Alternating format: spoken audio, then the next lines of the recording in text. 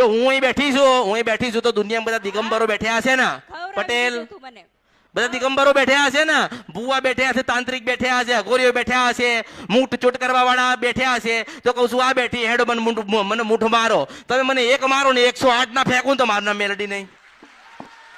જેટલા મારા મેલડીના માથે વાળ છે એટલી માતાઓ છે. કોઈ કે ચુડેલ તો કે હારું, ભૂત છે તો કે હારું, પલિત છે તો હારું, વાદળી છે કે હારું, કોણ છે તો કે અસલ સુસિદ્ધ બની સપરાંતિ કંદ્ર પ્યા મેલડી. ઘોડીને બધું પીને તૈયાર થઈને બેહેલી મેલડી છો. આ કળિયુગમાં મને કોઈ મૂઠ ના મારે, કોઈ કશું ના કરે. તમારે જોવું હોય તો તમે જોવો, ઇતિહાસ વાંચો.